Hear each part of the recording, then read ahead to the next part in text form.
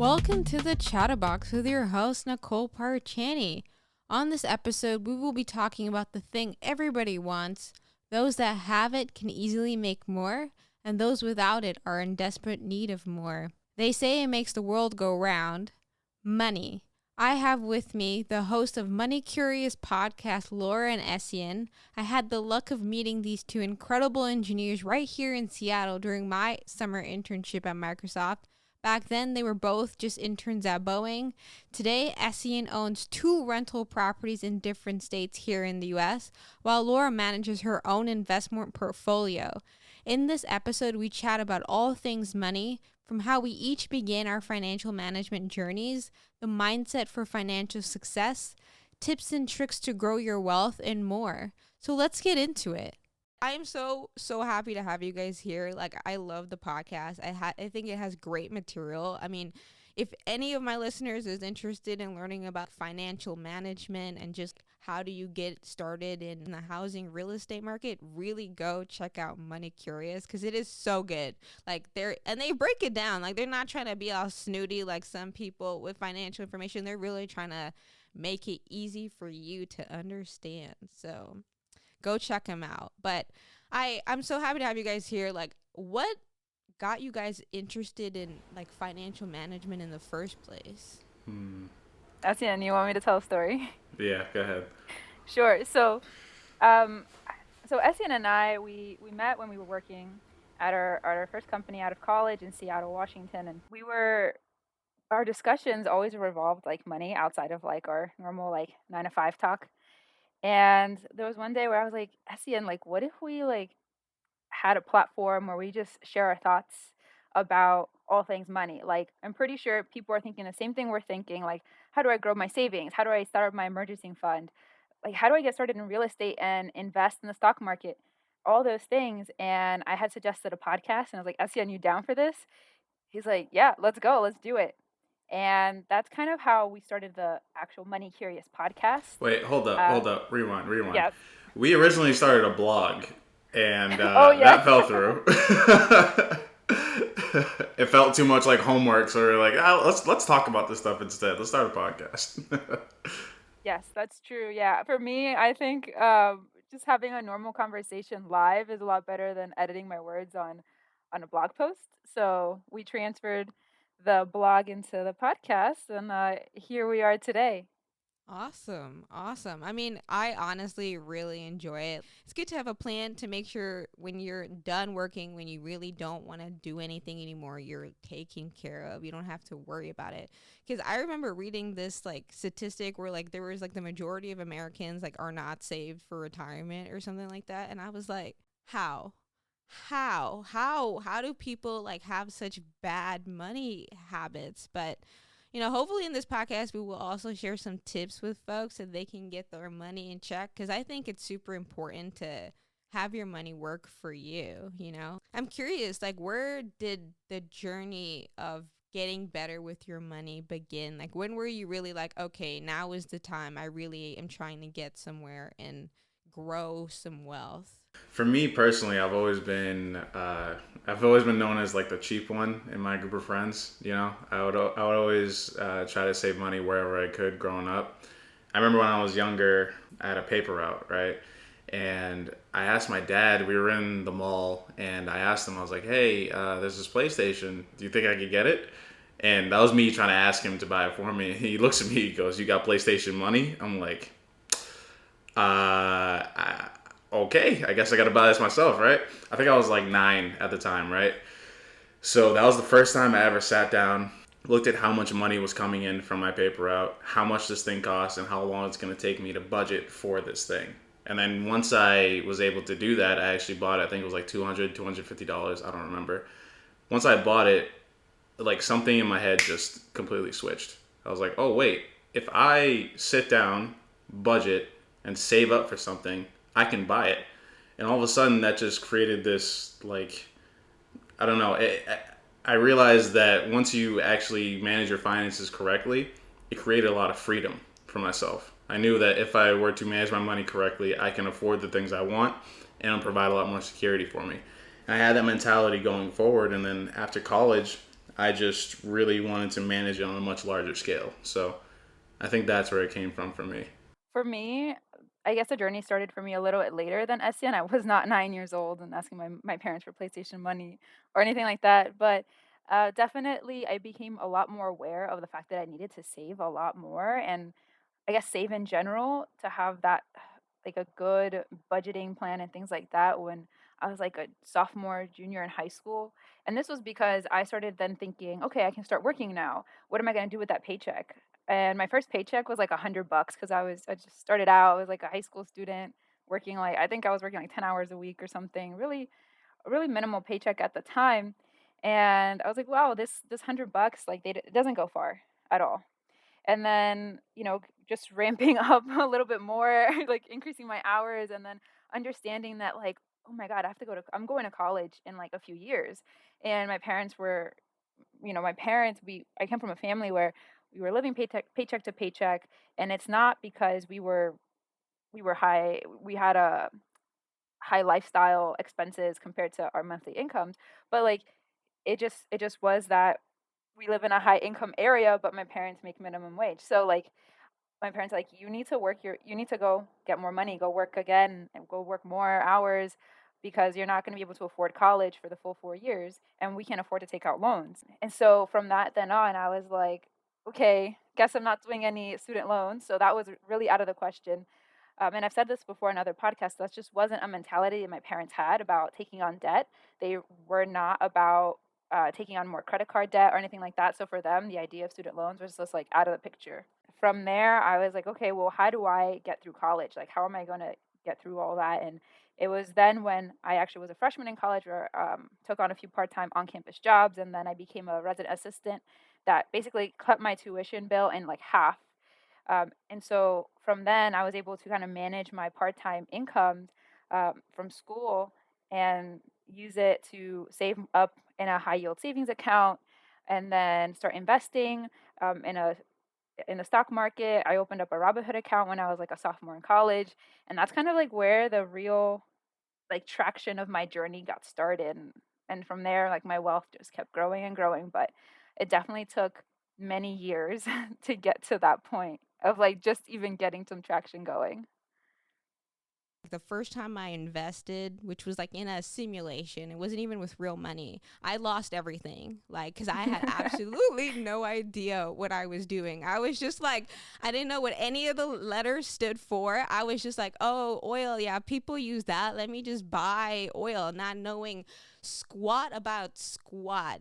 And I lost everything. And it made me realize, like, hold up. Like, if you're really going to get into this, you cannot, especially when you're using your money, we cannot be, just losing it. We need to do this smart. And then when I went to college, I realized like my parents were paying so much for my tuition. I didn't want to ask them for more money because I was like, I'm paying international tuition fees. Like, I feel blessed enough that they're scraping by to get me into the school. And now I'm going to ask them for more money just to, do whatever I want. No. So I was like, okay, you should be an adult and like get a job. So I worked in like the dining hall for like minimum wage. Yeah, the paychecks sucked obviously because it's just like barely any money. But I realized like you said, Essien, like what money could buy and like that feeling of just like accomplishment when you get something because of like all of your hard work, and you realize like how hard you have to work for that dollar. So like you're more frugal because you're like, well, that's like 3 hours of me making tuna sandwiches for, like this little thing. Like, is it really worth that?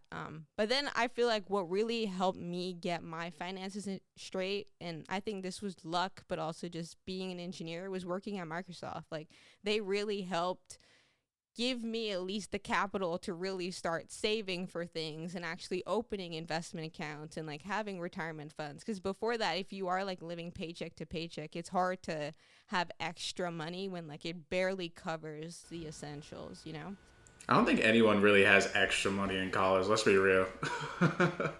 Yeah. I remember those days.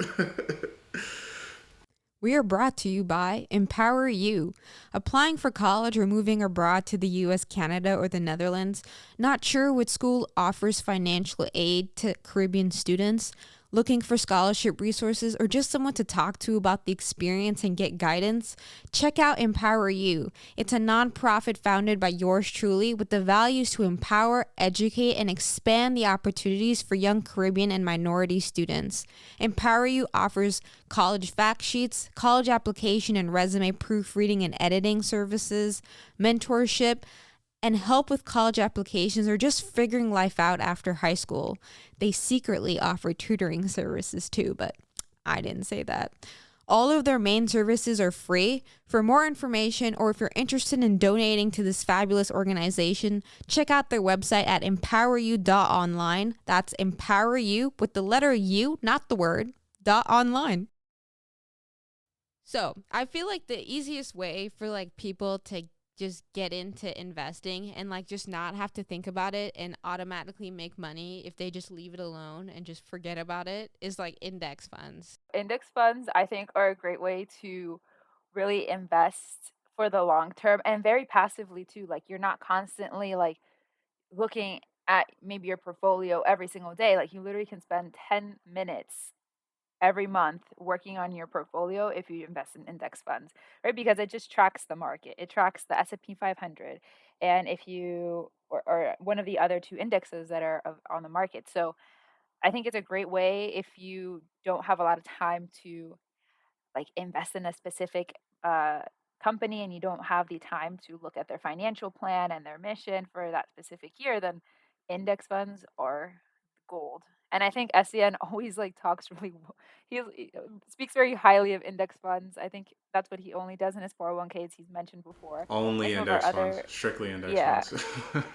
And I kind of do a mixture of both of those, just because I have a I have like a plan A and plan B of my retirement kind of plan that I have. And so I have a plan to retire my parents very soon and hopefully in the next 10 years. And so I am more towards in that plan, I do more of the individual stocks. But for myself, I do want myself in like when I'm 50 or like 60 to have a good retirement plan or a good set of like a money fund. And that's why I invest in index funds in that sense. Yeah, makes sense. Essien, why do you invest in index funds primarily? There's a couple reasons. Number one, they provide an immediate diversification to your portfolio. So for those of you who are listening who don't know, index funds are it's a form of stock investing, but instead of investing in one individual stock, it tracks the progress of, let's say if you're doing the S&P 500, of 500 different stocks. So let's say if you're only investing into Apple and something happens and Apple drops 10%, then your portfolio drops 10%. But if you invest in an index fund, the S&P 500 index fund, if Apple drops 10%, but the other 499 stocks are still doing well, your portfolio is still going to be performing well according to the other 499. So that's one reason why I invest in index funds. Another reason too is that in order for me to invest into one individual stock, I would think it would take a significant amount of time for me to determine whether or not that stock is viable. Whereas with an index fund, you automatically know, as long as you believe in the American economy, it's going to increase in value over time, right? And I'd rather put my energy and my efforts towards investing in other things, such as real estate, instead of into individual stocks. So those are my two reasons for doing it, mostly. Yeah, I mean, I think that there's this book that I read. It's called The Simple Path to Wealth. I'm not sure you guys have like recommended some amazing books. Some of them I need to check out myself because I am definitely slacking. But it's called The Simple Path to Wealth, and literally all he suggests that you do is put your money in an index fund and just leave it. Like just leave it. Just don't look at it. Just keep putting money in and just don't touch it. And then when it's time, it'll be there. Your millions will be there waiting for you. And it's honestly like such a simple recipe to success. Like just put your money in an index fund and don't touch it. Very simple rules. But I feel like picking individual stocks also has its benefits because sometimes I get annoyed like when my index isn't growing as fast as maybe some of my brokerage accounts because, well, it just so happens Elon said something good and Tesla is doing well today. Exactly. Like And it's like, like, and then like it drives me insane because then people will be like, oh, like screw index funds, screw stocks. Let's just invest in crypto because you get like Oh my gosh. 3,000% returns in 6 months. I think it's really important to not invest on emotion and on hype. And people nowadays are like, I'm Yes. gonna invest in GameStop, Yes. AMC, like It's all hype, man. It's all hype stock. exactly. Like, do you know what their business model is? I read this post that was like, oh, like people accept that Bitcoin has no intrinsic value and people are just like, the value that it has is just because of hype and people are okay with that. And I'm like, you don't understand. Like, that is literally dangerous. The reason you invest in stocks is because those companies have financial portfolios. They have assets you can check, you can validate, like they have money. Crypto, you're just putting your money into something and hoping that it's going to increase in value. You don't know where it's going. You don't know, like, you really have no claim to it once it's there. If they just disappear, well, that's your life savings. Exactly. But at the same time, it's like people became millionaires, billionaires off of crypto, and I'm just like, I don't understand. I know. Oh, yeah. I mean, it's kind of frustrating when you're like, oh, I could have invested like $1,000 in Bitcoin in like 2015, and then right now it'd be like really rich. Like my wealth would have grown Yeah. exponentially. But like you didn't make that decision because at the time, if you reflect back, you were probably not, you didn't know the information well enough to take that risk. And like for me, I just get concerned when I see people invest in random what?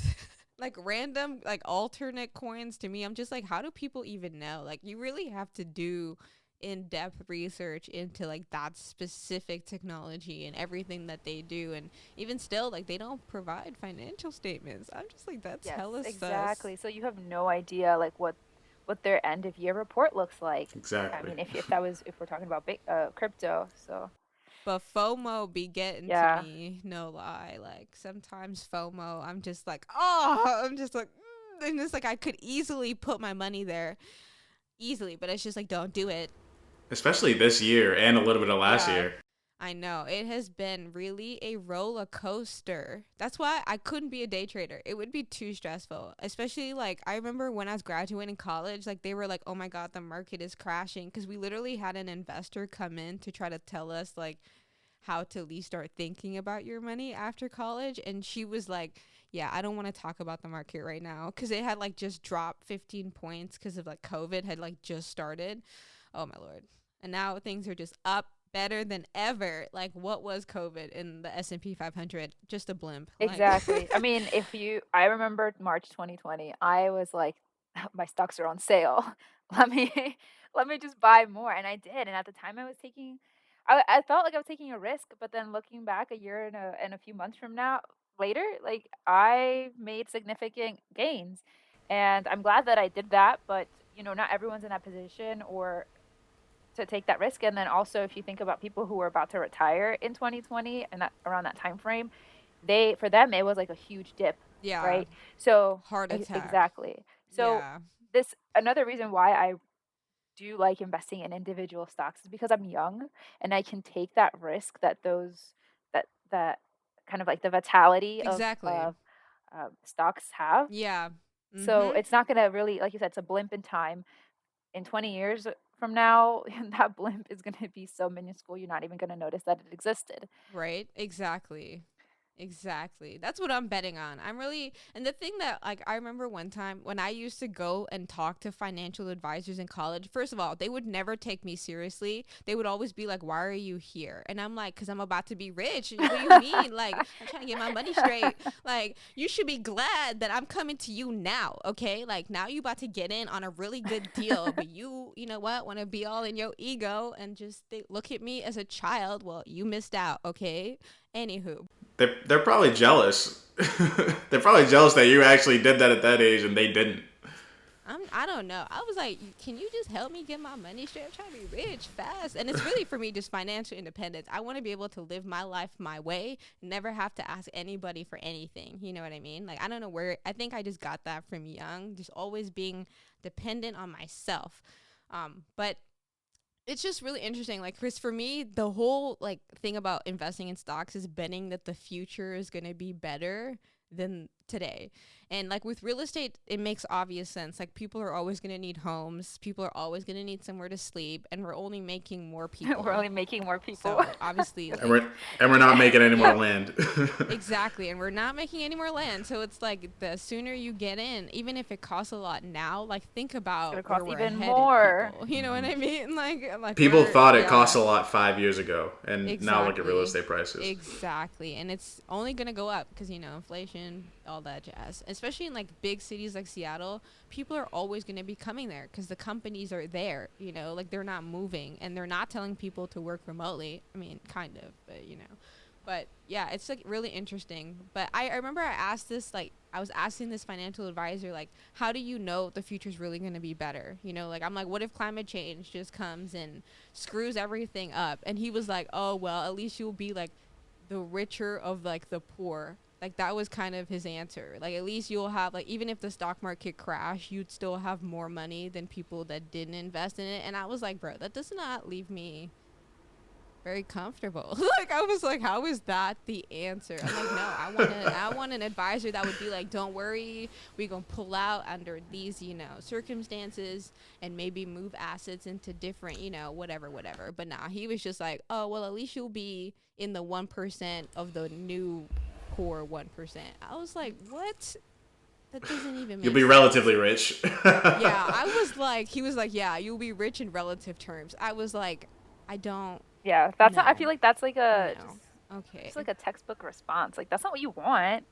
You want to Yeah. be rich and like be secure in like what you've been investing with so far and what your gains are going to be and how much you're going to be able to take out. So you're secure for your future, not like, oh well, compared to the poor, you're fine. Like what? Yeah, you'll be better off. Like I'm just like, no, that's not. And I think it's interesting because I feel like when people like get mad, like for example, when people got mad at Trump for like only paying like $700 in taxes or whatever, I'm like, what tax law is he reading? Exactly. I'm like, can you hand me that textbook? I'm like, who is his CPA? I need his tax accountant. I was like, how is he doing this? Because like people don't realize, like people get mad at him when I'm like, he's just playing the game. Yeah, We are all in the same game. Really? He's just playing it better than you, and you just getting mad because he's playing it better than you. Instead of getting mad, you can either change policy or you can play the same game that he's playing. Like, get that rule book. And I'm just like, where the rule book? Like, I'm just like, give me the rule book. Yeah, and like the rule book basically benefits people who are either investing in real estate or have a business.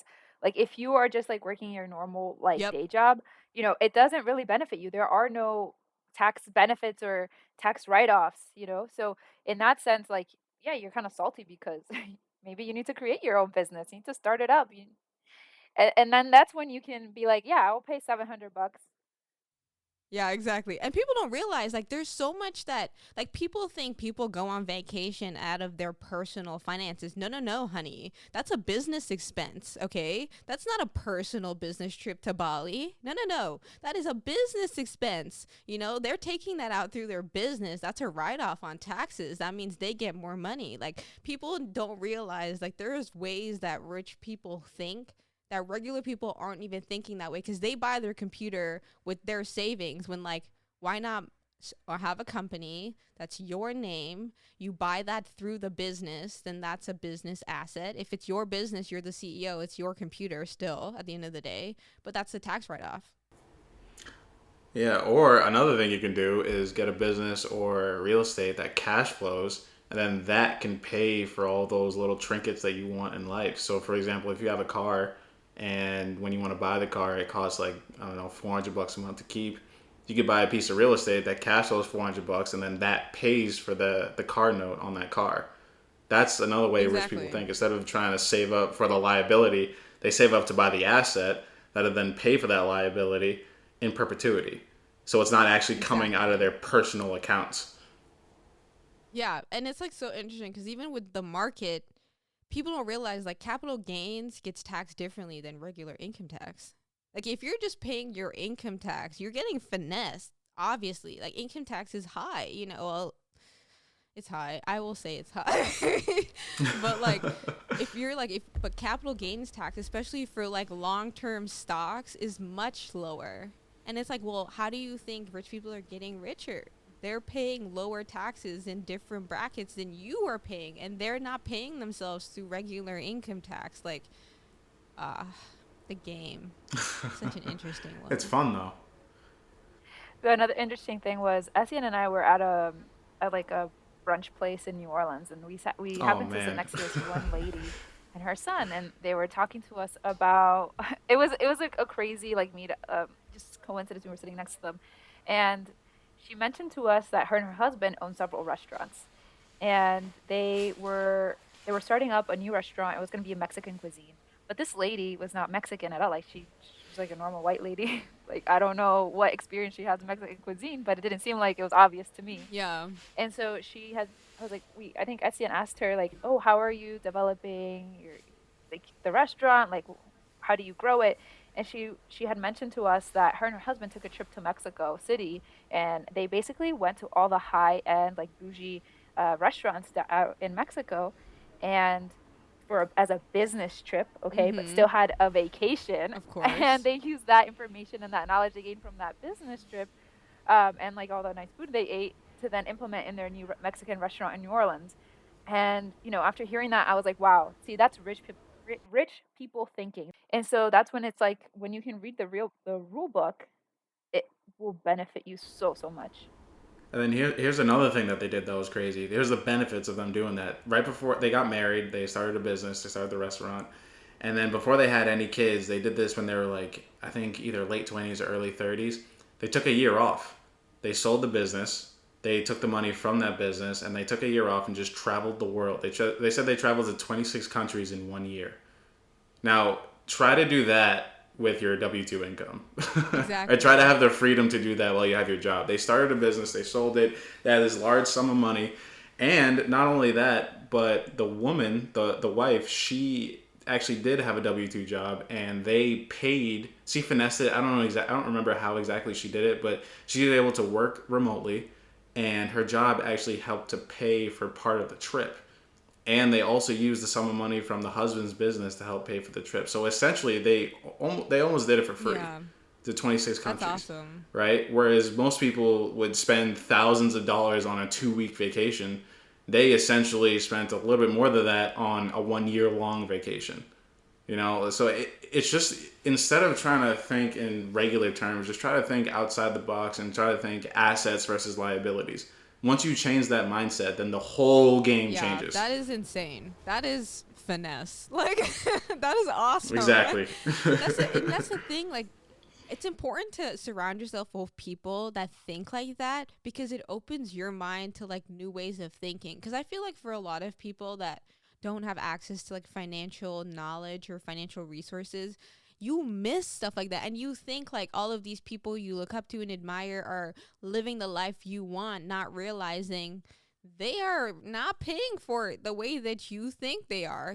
They have all sorts of ways to get around paying for it in a conventional way that a normal person would think like you have to pay thousands of dollars to travel around the world. You don't. There's ways around that, if you really want it. And I think like I haven't read Rich Dad Poor Dad, but I believe in the book he mentions like a lot of it being the mindset, right? Like the mindset of rich people is what is going to help you get there. Yes, it's all about mindset. And Yeah. go ahead, Etienne. Yeah. I was just gonna say that when you read that book, it's not necessarily gonna teach you how to be rich. It's not gonna give you the formula and the step-by-step instructions. That's what I thought it was gonna do, but I was wrong. But the thing it does do is that it teaches you how rich people think. And like I said, with assets and liabilities, it distinguishes the difference between what an asset is, which puts money in your pocket, and a liability, which takes money out of your pocket. And he essentially says instead of working a W 2 job and investing in the 401k, whatever, rich people specifically invest all of their time and all their money into those assets, which then pays for all the little things that they want in life. And that's how they think. And it seems like a very small shift in how you think, but it makes a huge difference in what you actually do on a day-to-day basis, monthly basis, yearly basis.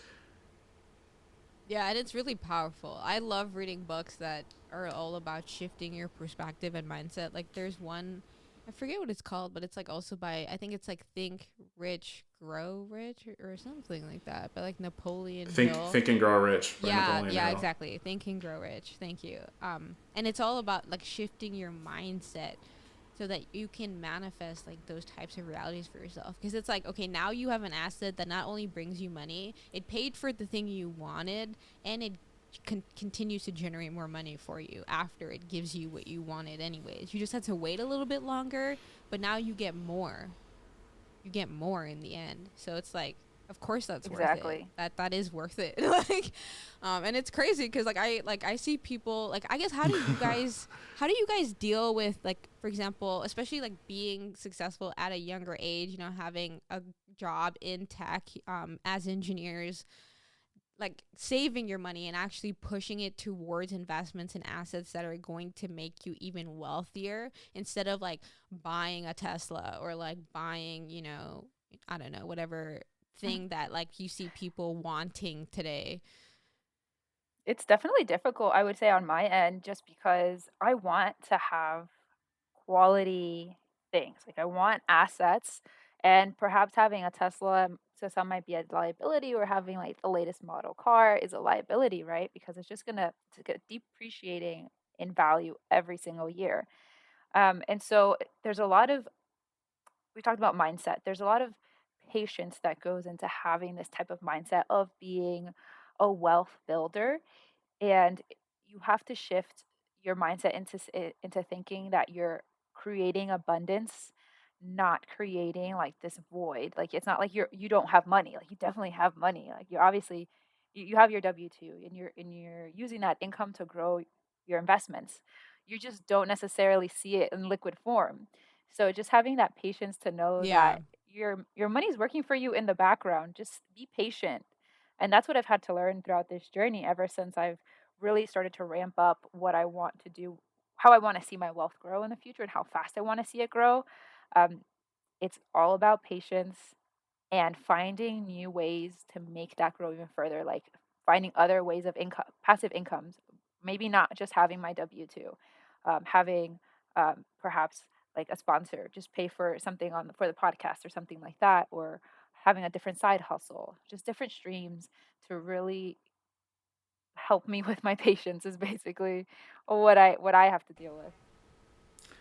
Another thing I want to caveat this is like if you're really starting off on this journey and you want to be frugal and you want to put all your money towards these investments, it's going to be hard. Like it's not going to be easy, as Nicole said. Like a lot of people are there, they're looking to buy their first car, or they want to go on these fancy trips and spend all the money that way.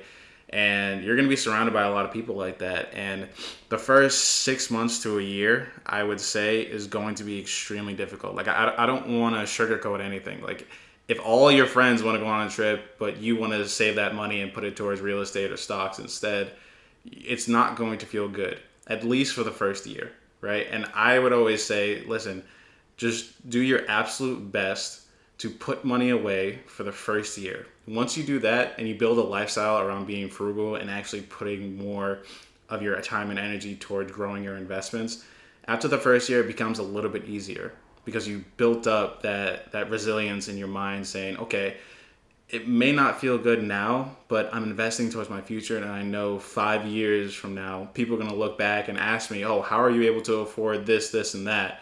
Well, do you remember that trip that you guys all went on when I was, staying home, chilling, and looking at stock market reports and all Yeah. that? You're going to look back, Yeah. they're going to look back and say, wow, I probably should have done that, Essien. Damn. Now I got all these bills piled up and I can barely Right. afford it.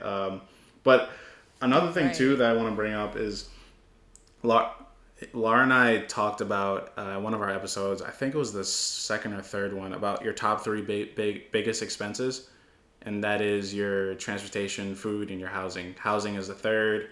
Transportation of food and food take up the rest of that. I think it takes up like 17 to 20%.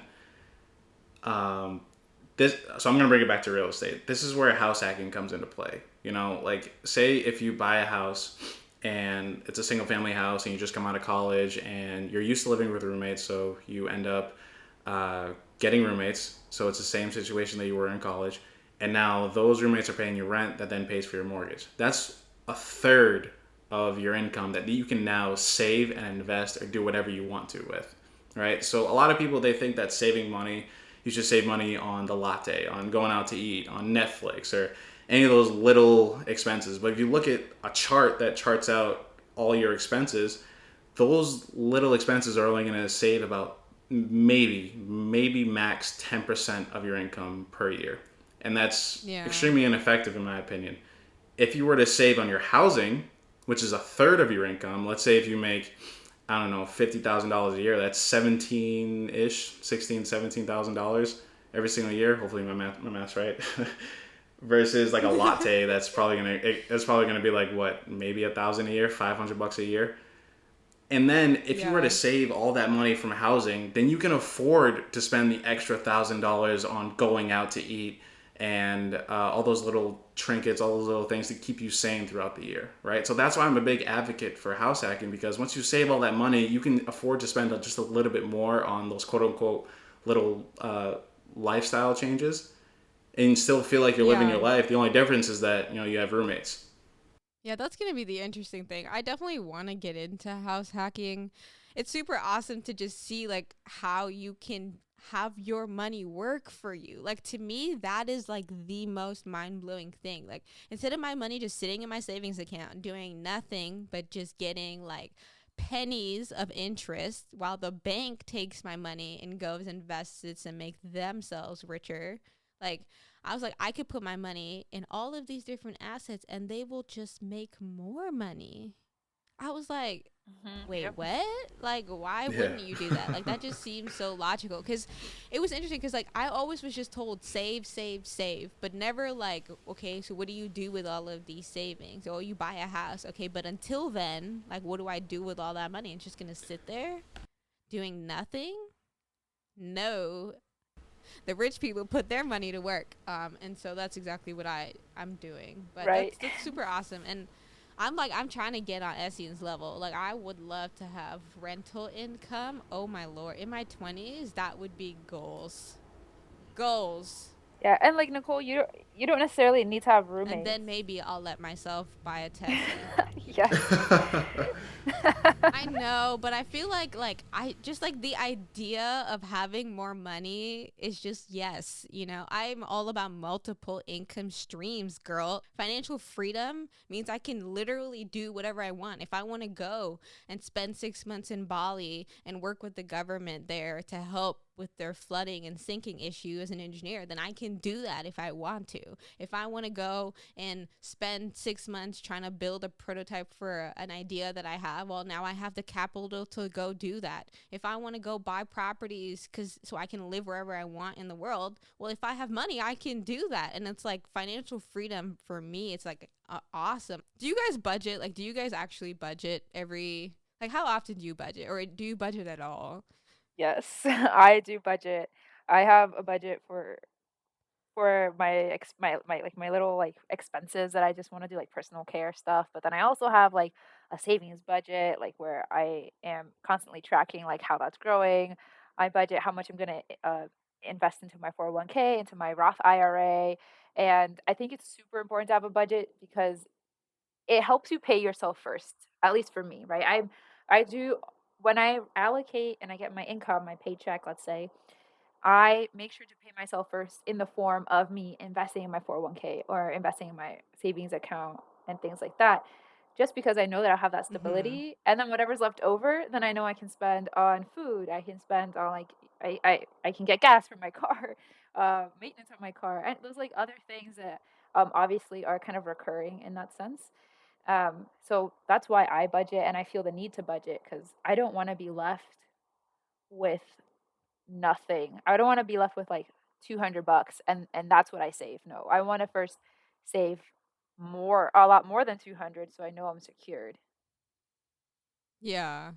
What do you use to budget? Do you have like an app, or do you like track it on like in a notebook or on Excel? I track it on Excel, and I make sure that I know Me yeah, I mean, Excel's too. like Google Sheets is another one if you want it, like, readily available on, like, on your phone and things like that. It's so easy. I used to use kind of like Mint, the app. It helps a lot with just or personal capital, it tells you like, hey, you spent more this month than you did last month, or this is the amount where you're spending less in. So I think that those like notifications that you get from those two apps helps to kind of give you like the motivation that like, hey, you're doing well, or like get you back, like bring you back to reality and be like, hey, you spent a little bit too much this month, things like that. So that's kind of what I use.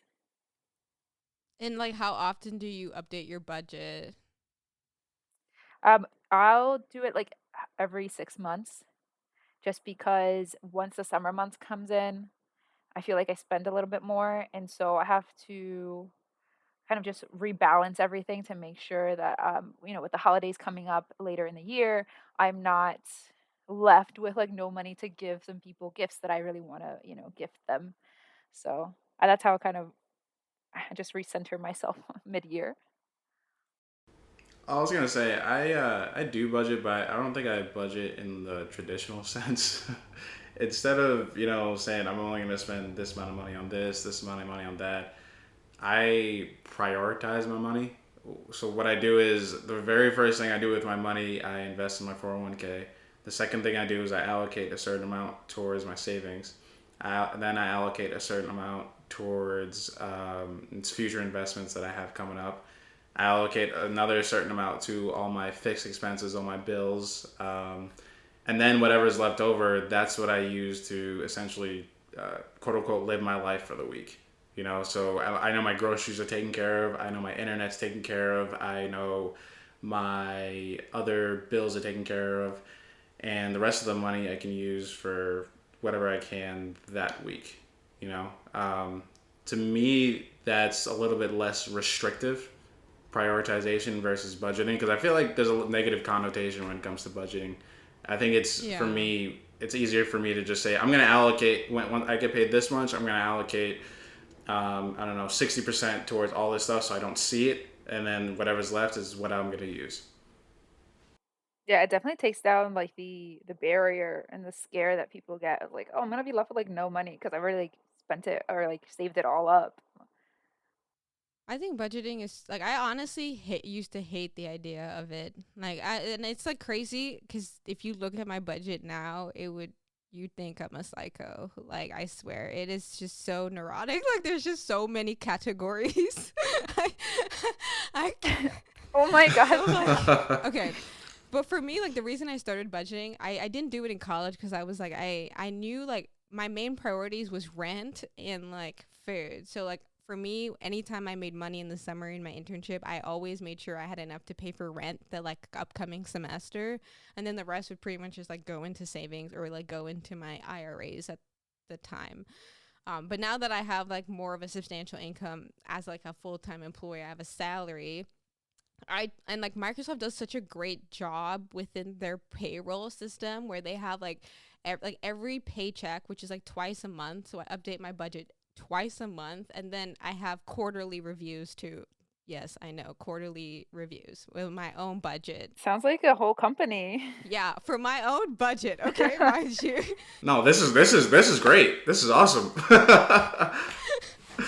So like Microsoft like will break down in your own salary like how much of your salary goes to like your 401k or goes towards like Microsoft has like a employee stock purchase plan, so you can like buy shares of Microsoft at a discount, and then like anytime you get money, whether it be for like a stay fit reimbursement or like they award you stock or like how much of your paycheck is going to taxes, all of that is like detailed already for you. So a lot of that I just copy over every time I get my paycheck, so I see like out of the money that I actually make, how much do I get to keep, because taxes take their pretty penny every time, and I'm so sick looking at the amount that it is right now. I'm so mad. It's okay. But yeah, I like all my money will go in my pre-tax like 401k, my post-tax 401k, and then I'm like literally left with like a crumb, and then Oh, from that crumb I pay for like my rent and like, yeah, like groceries and just like whatever other random things, a new computer, tears. And tears, then yeah. whatever is like left over typically will just go into my savings like right away, and my savings usually is like really is small right now. It's things are tight, okay, because everything else is getting padded at such a like pace. And then like I don't know if your companies have like HSA accounts and stuff like that, but like I also have that, so Yep. it's like all of these investment opportunities to just put money away, so that I don't have to worry about it, because I know that's all already taken care of before I even get, the remaining of my paycheck. And then from that, yeah, I just try to, right now my goal is to build up money to cover like the rest of like 2021 rent. Like once this lease is up, I need to make sure I have enough money for my next lease. So that's like my next like major priority right now. But my budget like tracks all of that. It tracks too much. It even tracks like where my investments are at. So like every time I update it, I will go in and see how much is my HSA at, how much is my brokerage accounts at, where is my 401k at, where is even my like vested stock at, seeing like how it's growing throughout the year. I am so sick. Like I'm looking at like just my losses from Tesla alone, just having me mad, bro. I am so sick. I'm just like, in January you should have just sold it, but I was like, you know what, it's okay, we live and we learn. But anyways, yeah, so I like see all of that, and then every quarter, this is how I'm really psycho I feel about this. Every quarter I literally go through the last months that were in that quarter, and I look at how much money I've spent and how much I told myself I was allowed to spend, and then I compare like, okay, am I spending more money or less money in this area? And then I'll be like, okay, maybe you can't eat out as much anymore, sis, you have been going overboard. And then I'll be like, okay, maybe if we just move some funds from the grocery here, we can reallocate. And then on top of that, I actually track right now how much of my total income I'm actually spending in each of these categories. So I have like a percentage aisle where I'm going to see at like the end of the year how much of my total income that I actually spend on rent or actually spend on like taxes. Because I think it will just help me better plan like my financial habits and see like where do I actually spend my most of my money, because I never used to do that before. But yeah, my budget. Nicole, it sounds like you should be a guest on Money Curious. I mean, yeah, invite me. I'd be more than happy to be on there. I think this system you developed, a lot of people could benefit from, yo. Like, Yeah. I think if like someone's not really good with like money management, or they want to really like get into the details of like what is it they're spending on a day-to-day basis, on a weekly basis, they would definitely benefit from using your budgeting tracker, because I usually don't get into I that many mean, it's details not only even because cute. It's literally not even yeah. cute. It's literally just numbers. It literally looks so scary. Like anytime I show anyone, like I even showed my mom, and she was just like, why, child of mine? And I was like, because I'm psycho, okay? I need to know this stuff so I can be rich faster, okay? But yeah, it's just, I like to know it, because then I know like, okay, where are we headed? Are we actually accomplishing our goals? Is this like, is actually putting money in my 401k making me the most money? Or maybe should I use that money instead of padding the shit out of my 401k? I can actually go and buy a property like Essien said, and like get me some rent money, because I'm all about multiple income streams. Nicole, I wanted to ask you a question. Go ahead. So Nicole, my question to you is like, I know you said you wanted financial freedom, financial independence, and it seems like you're heavily investing in your 401k. When do you expect to retire when you're 60 something, or do you expect to retire earlier? That is I do. So the way that I look at retirement is interesting, because I look at retirement in two ways. I think of my retirement going to be phase 1 and phase 2. Phase 2 is like the traditional retirement, where it's like the IRS looks at it as though I am retired. And that's when I would then have access to like my 401k or IRA money. But to me, I look at that money as money that's really just for my retirement. And I don't know what I'm going to use that money for. I'm more looking at it as like a nest egg of the future, less so than I need it to live off of. I'm just looking at it as like one day I'm going to be 65 and I'll be like, oh shit, now I have another 50 million I can spend. Woo woo, like that's how I'm looking at it. And then I have phase 1 level retirement, where it's like I actually have enough money where I don't need a like typical 9 to 5 income. Like I don't need a W-2 to support myself. And for me, that goal is if I can generate for myself like 100,000, like whatever my salary, I don't know what my ideal salary, but I was thinking like somewhere around like 100,000. If I can generate that in like side income money, then I consider that like financial freedom, and I don't really need to worry about anything else because my assets are generating how much I would have made, just like, I don't know, like as a, I don't know, just like, Right. that's like, I feel like a good amount of income for anybody to have is 6 figures, right? So if I can reach that, then I consider that financial freedom. And then from there, like my assets pretty much pay for me to just live my life. And so then I can do whatever I want.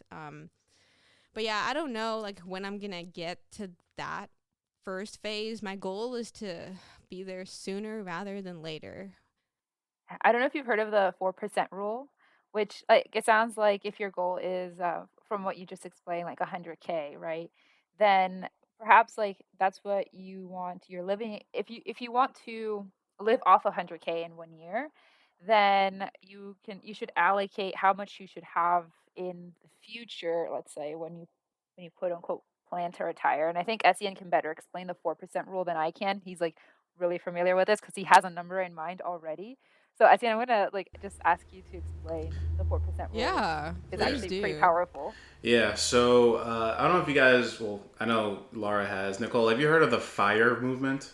I have heard of it. Like I remember one financial Yeah. advisor mentioned it, but it was like when you retire early, right?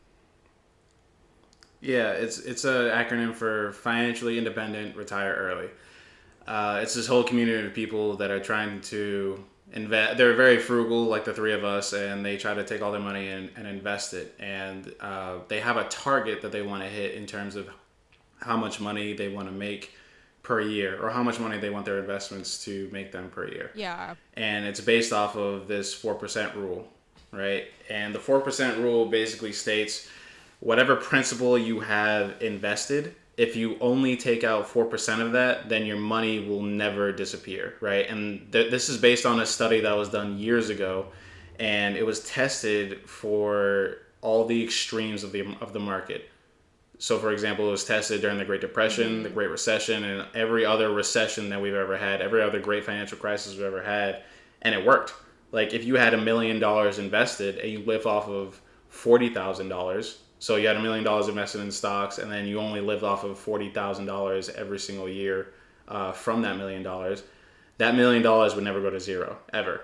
Even with the Great Depression, the Great Recession, and every other great recession that we've ever had in between. Yeah. Right? So the idea is if you want to live off of, I don't know, you say you want to live off of 100K, you multiply that by 25, and that's, I'm sorry, is it 20? Yeah, 25. And then that's how much money you would need invested. So, for example, with you, if you want $100,000 every year, you would have to invest 2.5 million, or have your investments. You have your investments grow to about 2.5 million. Yeah. So that's the idea with the 4% rule. We can get there. We can get there. Yeah. Yeah, I could totally get there. I've seen that. I could see that in my 30s, no problem. Oh, honestly, you know what? Yeah, I'm trying to be a millionaire by before like 30. Before I know that like for some people that you sound psycho. Like you want to be a millionaire by your 30? Yes, okay, I do. And I'm sorry if that makes you feel some type of way. Like that's what I want for myself. Don't hate the player, okay? Saying. But Exactly. Yeah. 2.5 mil. Yeah. We could do that. We could definitely do that. We could do that, bro. 2.5. We could do that. We could do. When I think about like the real financial independence, my goal was like 10 mil because I feel like at 5 mil you're already. And I know this sounds so bad. Like every time I say this, I'm like, people think I'm just one of these obsessive rich. Oh Lord, it's not. I'm really not. I just care about financial independence so much. But it's like once you reach like 5 mil, you're a part of like the 1% of one. I don't know, some like ridiculously top number. And then once you're at 10, you're definitely like secure. You don't need to worry about anything, and I'm like, I don't really need a billion. I'm good with multi-millions, You don't need a billion, Nicole, you sure? I guess I'll settle for multimillionaire. I mean, I'll settle, a high multimillionaire, bro. I mean, I'm not even gonna be able to take any of this when I'm gone. So at least having a few like, if I build businesses that get me to 1 billion, bet that's awesome. But you know what? We'll have fun with that. My real goal is just let us get to the multi-million first. 2.5 seems doable. It's very doable. I think it's definitely doable, especially considering that inflation is a thing and this 4% rule does not take into account inflation. And It actually so, Yeah. does. I mean, if it does It or it does. doesn't. Oh, okay. Gotcha. So, Oh, sorry, I misspoke. So it does take account into inflation. even better. But Yeah, but the yeah, I only know, thing even though is that better. it takes into account average inflation. We might see huge amounts of inflation right now with all this stimulus money going out, so it might not work for the inflation raising out. But I don't know. I think in regular times, once We'll everything evens see. out, it still will work. In the long term, 2.5 still a goal. But I mean, even still, that's still a good goal to shoot for. And then once you're at once you're at a mill, I mean, making another mill is nothing. Yeah, especially like there's a lot of the content we see regarding wealth growing is, the first 10K are really hard. The first 100K are like much easier than the first 10K. And then once you hit your next 100K, so when you get to 200K, like it's just a breeze, or at least that's what they say, right? But you just have to Yeah, note that like as you grow your investments, those gaps or like that guess like that trend of growth really accelerates. And so you just have to be patient for like the first few years you're starting off. And if you only have $1,000 in your exactly. investment account, that's fine. Just keep working at it. If it grows to 5,000, like awesome, like you're on track. Okay, the next 10, just we're getting there. We're getting there. It's gonna grow like so much more as just keep working at it. So, I mean, 200K, 300K. By the time you get to 800K, like a month later, you'll look at it and you'll be like, oh, I'm a millionaire. So, Yeah, it'll happen exactly. quick. Exactly. It'll be like nothing. And that's the thing. Like, I feel like the thing is, like, because we're so young, that makes it so much easier. Because it's like the earlier you start, the more time you have to get there. And it's like the more compound interest like benefits you. And it's like, why wouldn't you start now? Even if it's $50, $10, buy, one share of an index fund. It will grow. Guaranteed. You will make money. Guaranteed. No matter what. Like, what else in life do you know is a guarantee? Put your money in an index fund and you will make money. Guaranteed. Like, okay, maybe in a dip it might suck in that moment, but over the long term, even like you said in your podcast, like Warren Buffett literally says putting your money in an index fund will beat any hedge fund manager that Yep. says that they can give you a greater return. Like, and this is one of the richest men in the world. This is literally all he does is investments. And he's telling you these hedge fund managers don't know shit. Just put your money in the index fund and let it be. Another thing I want to point out is as you're starting off in this journey, the number one thing you got to focus on is your savings rate. You're going to look weird. All your peers are going to think you're crazy, but you have to save a high amount of income, of your income first. Because your investment returns on $1,000, $10,000, yeah, it's good, but it's not going to be as significant until you get to $100,000, right? You just talked about Warren Buffett, his business partner, I forget his name, Charlie Munger. He said in an annual review, he said, listen, so some guy raised his hand and said, hey man, how do I get wealthy? And he said, do whatever it takes to get your hands on the first 100,000s, like the first 100,000. Until you get there, it's going to be a pain in the ass. He says, I don't care what you have to do. If you have to work an extra job, never going out to eat, doesn't matter. Until you get to $100,000, you have to save as much as you can because your investment returns aren't really going to do much until you reach that milestone. Then once you get to $100,000, you can ease off the gas a little bit, and then your investment returns will actually start producing something material that'll get you to that first million, right? So the savings rate, that's Yeah. going to be the hardest part. It's usually like the first 2 to 3 years that it usually takes for most people. And it's going to be a slog, but it's going to be so worth it. Trust me, guys. Yeah, exactly. Like when you can take them business trips and it not be your money, that's living life, for real, and you don't have to worry about it because you're not paying for it. The business is. But that's so awesome, and I'm so happy that you guys talk about this stuff, because I think it is so important for people to understand, like, you have the power today to change your reality, and all you have to do is put your money to work, and you can start small, but you will get there. You will get there, and there's a huge community of people that will give you the information you need to be successful for free, literally for free. But how can people listen to your podcast? Yeah, so you can find us at Money Curious Podcast.